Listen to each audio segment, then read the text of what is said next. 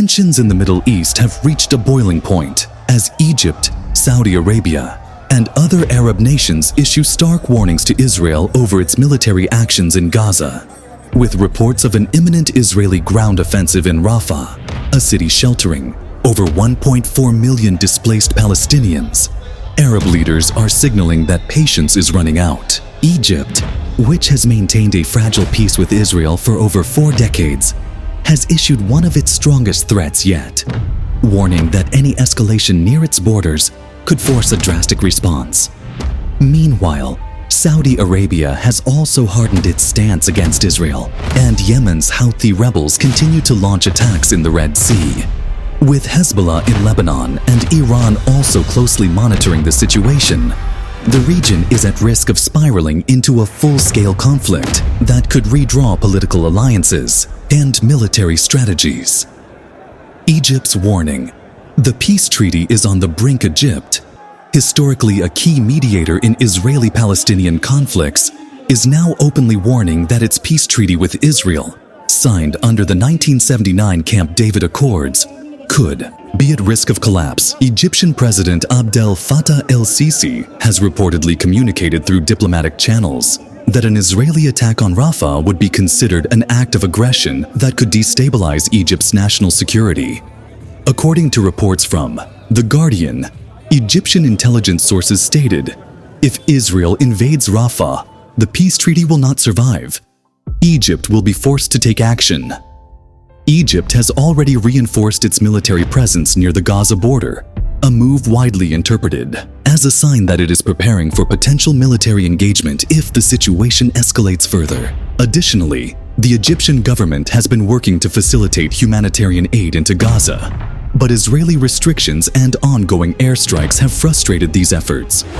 Furthermore, Egyptian officials have reportedly told the US that any military operation in Rafah could push millions of desperate Palestinians toward the Egyptian border, creating a refugee crisis that Egypt is unwilling to absorb. Some analysts suggest that Cairo sees Israel's actions as an attempt to force Palestinians into Egypt, a scenario that would further destabilize the country's fragile economy and security situation.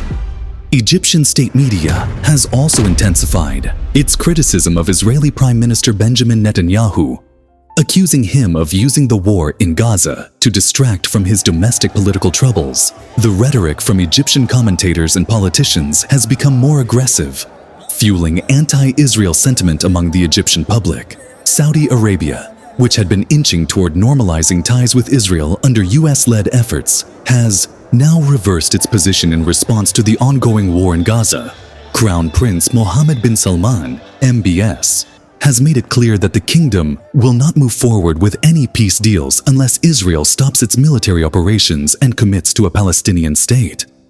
According to Al Jazeera, Saudi Foreign Minister Faisal bin Farhan recently stated, "There will be no peace in the Middle East without justice for the Palestinian people." This shift in Saudi policy is significant because it affects broader geopolitical alignments. The Abraham Accords, which saw several Arab nations recognize Israel, are now under strain, and the Gulf states are reassessing their relationships with Israel.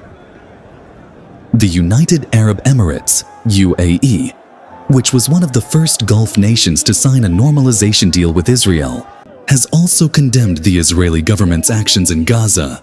Reports indicate that the UAE may be considering reducing trade and security cooperation with Israel if the conflict escalates further. Kuwait and Qatar, longtime critics of Israeli policies, have openly supported Palestinian resistance, with Qatar playing a crucial role in ceasefire negotiations. Iran, a longtime adversary of Israel, has vowed to support resistance groups in the region. Tehran has increased military and financial aid to Hamas, Hezbollah, and the Houthis in Yemen, positioning itself as the leader of an anti-Israel coalition. Iranian Foreign Minister Hossein Amir Abdollahian warned in a recent speech, Israel's continued aggression will be met with a unified response from the resistance front. Tel Aviv is not untouchable. Hezbollah, the powerful Lebanese militant group backed by Iran, has already engaged in cross-border clashes with Israeli forces. Israeli intelligence suggests that Hezbollah is stockpiling advanced missiles and drones capable of striking deep into Israeli territory. Security experts fear that if Israel proceeds with its invasion of Rafah, Hezbollah could launch a full-scale attack from Lebanon, forcing Israel to fight on multiple fronts. This scenario would significantly escalate the war, potentially drawing in U.S. forces stationed in the region and triggering a broader Middle Eastern conflict. Yemen's Iran-backed Houthi rebels have already been attacking Israeli-linked ships in the Red Sea, disrupting global trade routes. In recent weeks, the Houthis have intensified their rhetoric, warning that they could escalate their attacks directly on Israeli cities. Houthi spokesperson Mohammed Abdul Salam told the New York Times, "Our weapons are ready. If Israel continues its war crimes, we will strike their military and economic centers." The Houthis have previously launched ballistic missiles and drones at Israel, though most were intercepted by the Iron Dome missile defense system. However, their ongoing attacks have forced the US and European navies to increase their presence in the Red Sea, raising the risk of direct confrontations between Western forces and Iranian-backed groups. Western governments are scrambling to prevent further escalation. The Biden administration has privately urged Netanyahu to reconsider the Rafah operation, warning that it could trigger a regional war. However, Netanyahu has remained defiant, stating that Israel must continue its military campaign to eliminate Hamas. European leaders, including French President Emmanuel Macron and German Chancellor Olaf Scholz, have also called for an immediate ceasefire. The United Nations has warned that any attack on Rafah could result in mass civilian casualties and a catastrophic humanitarian crisis. Meanwhile, protests against Israel's actions have erupted across the world, with massive demonstrations in London, Paris, Istanbul, and Washington, D.C. What happens next? With Israel determined to press ahead with its offensive in Gaza, and Arab nations signaling their readiness for a stronger response, the coming weeks could determine whether the Middle East sees another full-scale war, or if diplomacy can still avert disaster. If Egypt follows through on its threat to suspend the peace treaty, it would mark the most significant shift in Israeli-Arab relations in over 40 years. Meanwhile, Saudi Arabia's refusal to engage in normalization talks with Israel further isolates Netanyahu's government on the world stage. The next steps by key players, Israel, Egypt, Iran, Hezbollah, and Saudi Arabia, will dictate the future of the region. For now, the world watches anxiously as tensions rise, with the risk of an unprecedented war growing by the day. At the outset, I would like to express my honor to deliver this statement as chairperson of the Arab Group this month in New York. And I would like to thank esteemed ambassadors among us today from the Organization of Islamic Cooperation and the Non-Aligned Movement as well. The displacement of Palestinians in Gaza must be unequivocally rejected. The Arab Group categorically rejects such displacement, which constitutes a clear violation of Article 49 of the Fourth Geneva Convention of 1949, prohibiting the forcible transfer of protected populations from occupied territories, irrespective of motive. We commend the international community's firm stance in rejecting these proposals and reaffirming their illegality under international law. A united and unequivocal rejection by member states is imperative. This is not acceptable whether it is against the people of Palestine or any other state. We would also like to shed light on the ongoing, alarming Israeli expanded aggression in the West Bank. These actions are a clear violation of international law and must stop immediately. Colleagues, this very institution was founded on the fundamental pillar of upholding and respecting international law in order to maintain peace and security worldwide.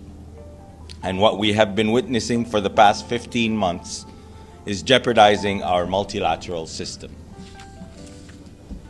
The adoption by the Security Council of Resolution 2735 was a glimmer of hope towards the end of the Israeli aggression on Gaza, and we urge the Security Council to uphold and enforce the principles of the resolutions, which calls for an immediate and full and complete ceasefire, the return of Palestinian civilians to their homes and neighborhoods in all areas of Gaza, the safe and effective distribution of humanitarian assistance at scale, and rejection of any attempt at demographic or territorial change in the Gaza Strip, including any action that reduce the territory of Gaza.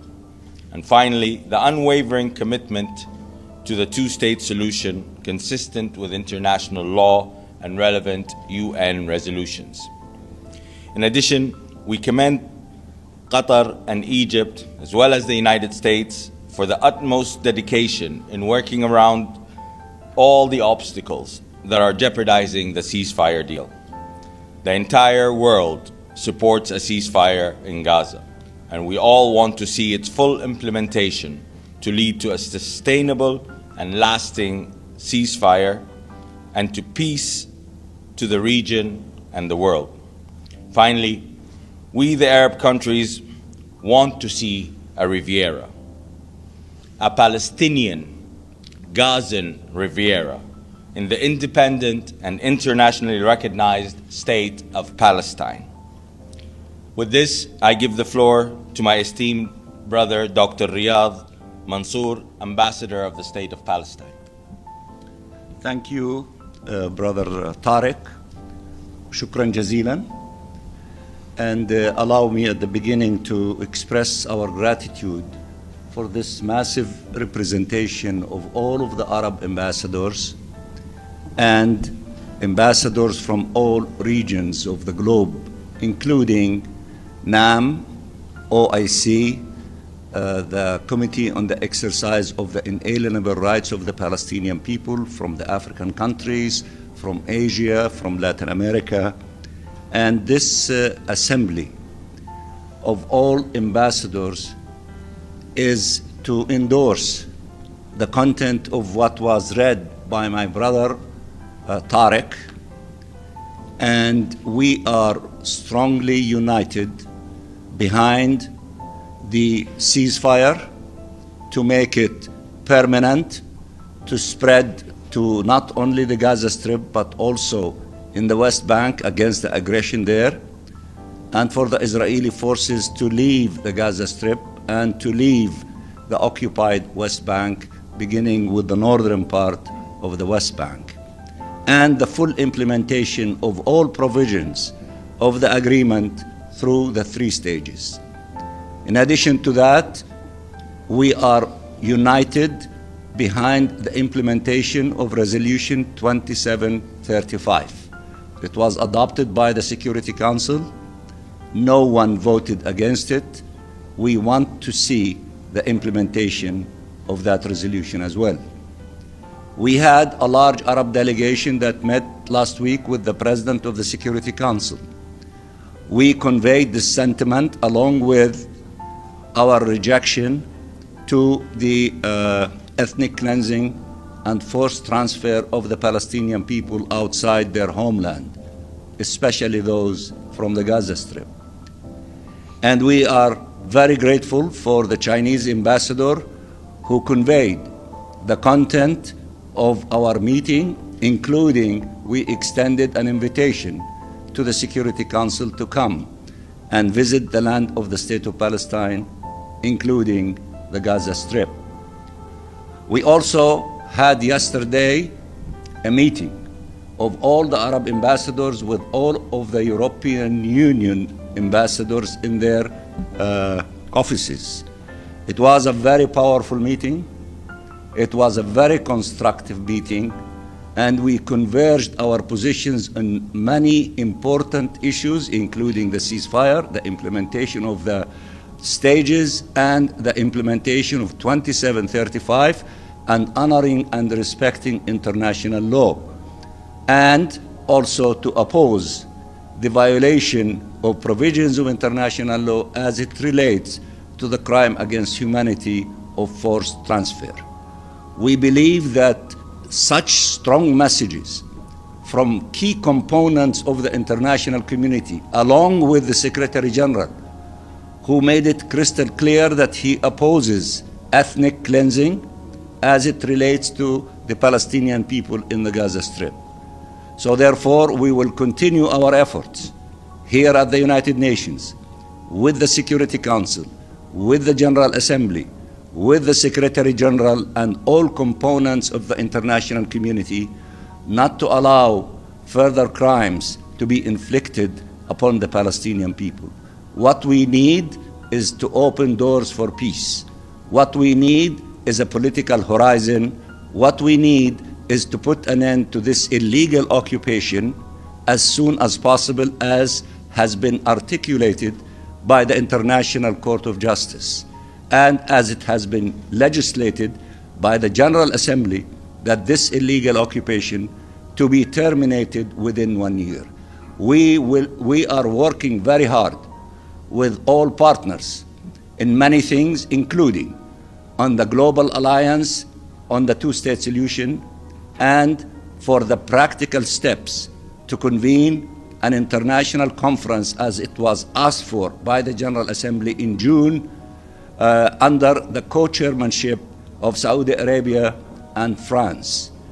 This conference is not going to be an ordinary conference where we meet and give statements and issue a declaration. We are in the beginning stages of asking countries to declare commitments of what exactly they will do in order to contribute to putting an end to this illegal occupation. So by the time we meet in June, we will have the summation of all these practical commitments, including supporting the government of the State of Palestine, strengthening it, allowing it to be able to shoulder its responsibility vis-à-vis the Palestinian people. It means that to take practical steps against the illegal settlements and settlers. It means not to send weapons to kill the Palestinians. It means many other things, including for some countries that have not recognized the State of Palestine to do so, and it means for the Security Council to give a recommendation for the admission of the State of Palestine to full membership. These are but samples of the commitments that we expect from all member states, from political groups and regional groups, so that this time all of us will be working for the implementation of what the ICJ told us to do when they said in the General Assembly, adopt the modalities for putting an end to this illegal occupation as quickly as possible. We always work with you, the media. Please tell the story as it is accurately and contribute your efforts with our effort not to allow further crimes to be committed against the Palestinian people, especially the crime against humanity of imposing on us another Nakba, of kicking us out of our homeland. We have no homeland except Palestine. We love Palestine. We will rebuild the Gaza Strip. We will rebuild Palestine, and we will celebrate with you, inshallah, soon, the independence of the State of Palestine after the end of this illegal occupation and the membership of the State of Palestine to the United Nations. We thank you very much. Thank you, ladies and gentlemen. We appreciate your time, and this is the messaging that we had for you today. Thank you.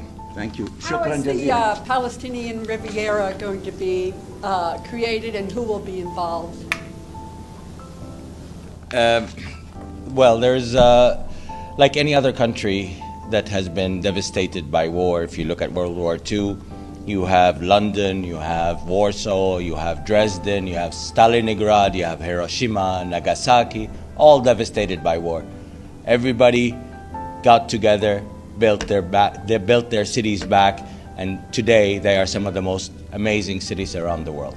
So, like any other place in the world, this is how Gaza will be rebuilt. Do you believe the Trump administration is engaged in good faith efforts to bring a ceasefire, a permanent ceasefire in the Middle East, based on their recent comments about the Riviera?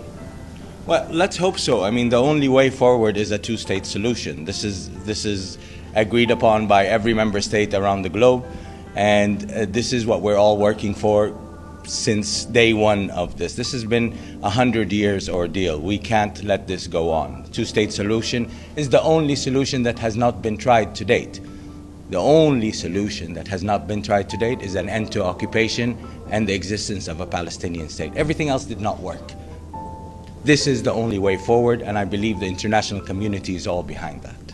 Refugees from around the world, and especially from the Arab world, in places where there's been war, are going like to Europe, everywhere around the world. Why couldn't those who want to emigrate from Gaza do the same? Who said those who want to are blocked from doing the same? Like everywhere else, there's no place like home. And as Dr. Riyad said, this is their home. They don't want to leave anywhere else. They have nowhere else. This is their home. Egypt does block entry into its country from Gaza. Let me just say, Yes. we should not have a theoretical debate of what the Palestinian people want and they don't want. What we need to do is to respect the wishes of the Palestinian people. The Palestinian people who marched, 500,000 of them, on their feet from the southern part of Gaza to the northern part of Gaza, knowing that they are going to destroy properties and homes, it is a clear signal that they want to go back to the places where they were born, where they have memories, where they have stories, where they have connection between them and the land. It is in our DNA. If some people tell us that they were exiled 2,000 years ago from a piece of land and then they are entitled to return to it, why is it so surprising that we, the Palestinian people, that should not be allowed to go to the places that we love the most? And then they tell us about those who were exiled 2,000, then they came and turned the desert into paradise. We are able to turn the destroyed beautiful areas that used to be beautiful in the Gaza Strip to what we want it to be. We are resilient people. If we are not oppressed, if we are not being killed, if in large numbers, if we are not being put in prisons in large numbers, just once we have that opportunity to exercise the self-determination on the lands of our ancestors, our fathers and grandfathers, then watch us as Palestinians, what wonders we will do. There is no one that can rebuild what they want to rebuild, to have paradise here and there, and we, the Palestinian people, cannot do the same and maybe more.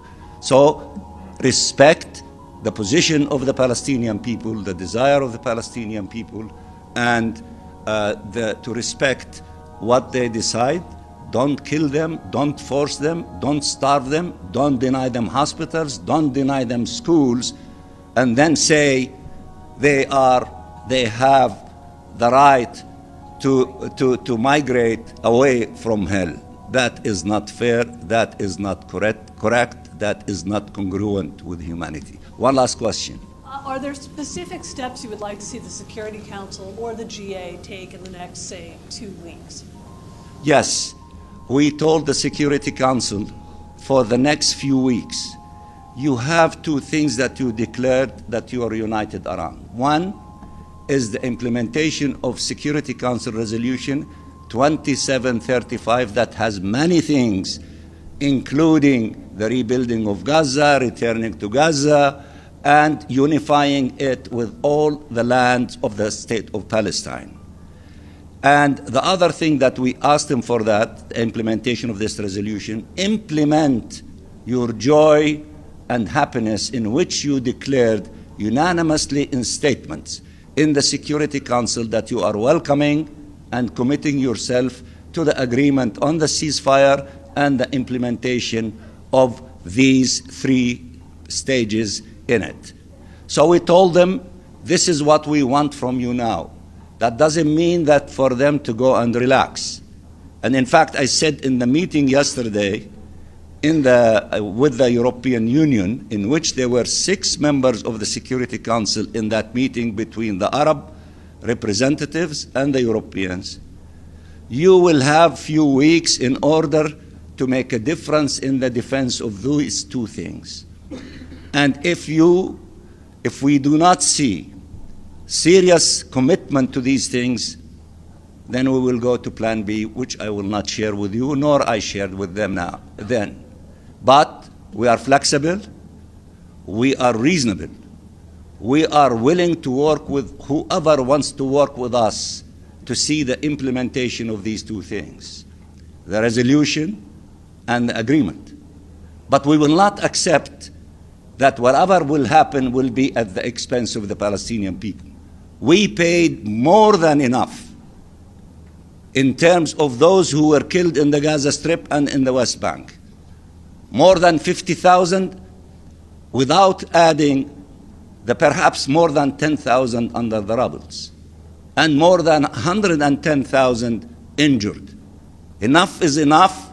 We paid more than we should have. We should not have been put in that situation. But in spite of that, we need to put an end to this tragedy, to this genocide, and to begin the process of healing, fixing the schools, fixing the hospitals, cleaning the roads, having clean water, putting our lives in order to allow for temporary housing and shelters to be erected, so to pave the way for the reconstruction stage. The Arabs, based on the plans that we submitted as the leadership of the Palestinian people, which we circulated it to all members of the United Nations. If you don't have it, we'll be more than happy to circulate it to you.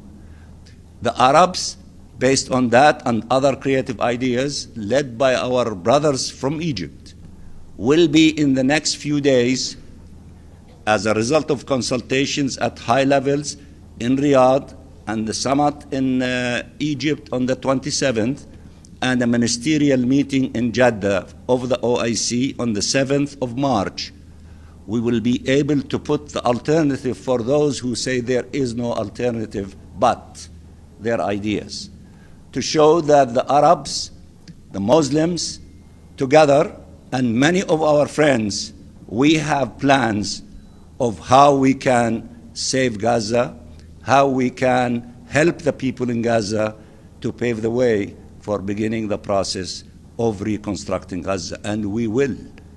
And many said in the meetings that I refer to, especially with the Europeans, between the technical know-how by many and the financial resources by our brothers, the Arabs, we will be able not to abandon the Palestinian people, but let them to be resurrected from the dooms of what happened to them in the Gaza Strip to the glory of where they can be